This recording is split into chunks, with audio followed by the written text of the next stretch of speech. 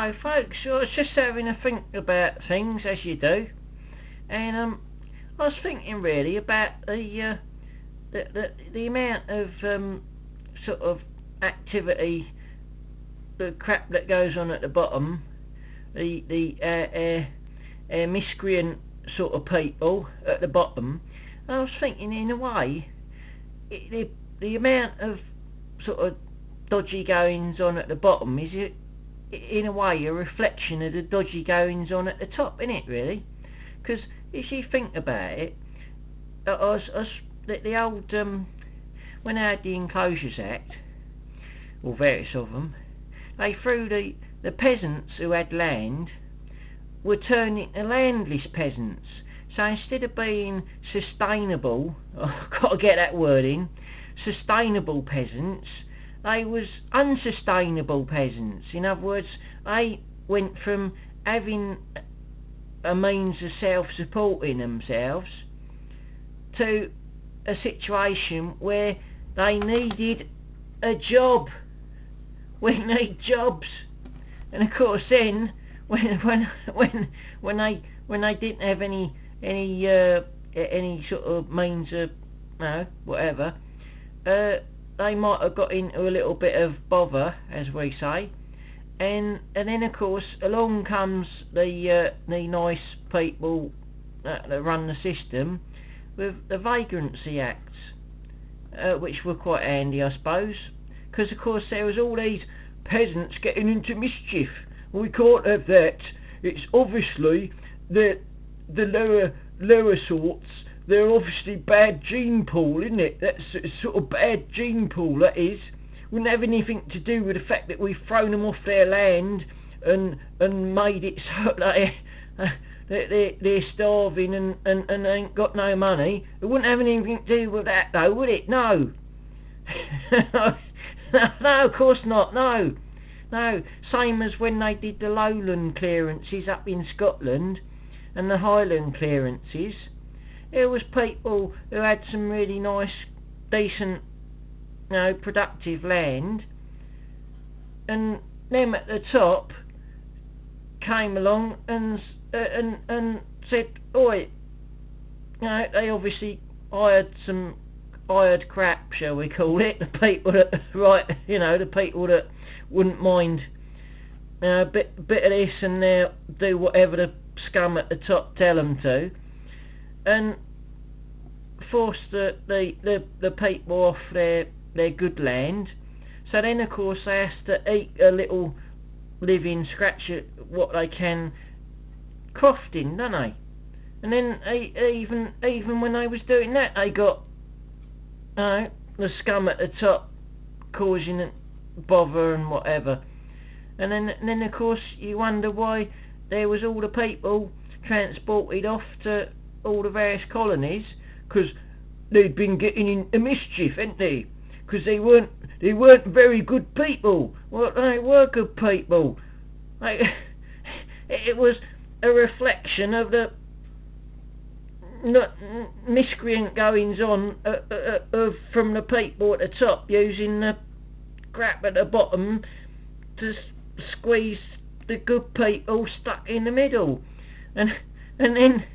And then of course when they got to the colonies, some of them had actually learnt a bit from what was going on. So of course places like America, they says we should have the right to keep and bear arms. Well, why would they want that then? Well, maybe it's because maybe they remembered that not so long ago either them or their family had been kicked off where they was, what was theirs. And so maybe the next time round they thought, you try that again, mate, you send some nasty people after us, take their land off of us, this time, watch it. Yeah? And that's the whole point of the Second Amendment, as far as I understand it. I might be wrong, but that's as far as I can tell. And so, as I say, and there's people obviously it might say now, well, oh, but look, obviously they got arms, armed citizens in America, but there's all that crime in America. Well, yeah, but that's not nothing to do with the fact that whether the citizens is armed or not, because in areas where the citizens ain't armed, there's even more crime. So it's got nothing to do with it. What it's got to do with is more like the people at the top being naughty, and the more naughty they are at the top, the more that reflects down the bottom. I mean, you look at some of the people what is doing all these dodgy dealings with the old money stuff. I mean, that's going to cause problems for the people at the bottom, innit? And then you've got all the other dodgy dealings. So what I'm saying is, the more, as I say,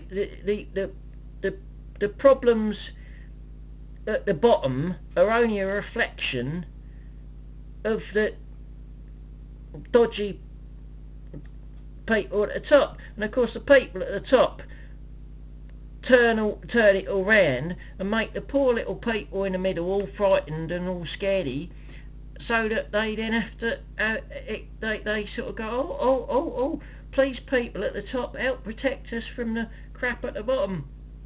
Well, the crap at the bottom's only doing a reflection, as I say, of the goings on of the people at the top. I mean, if you got these, it's like the banksters, isn't it? And they can buy all the banksters out for trillions and trillions. The banksters then have these slap up parties and whatever. Oh, yippee.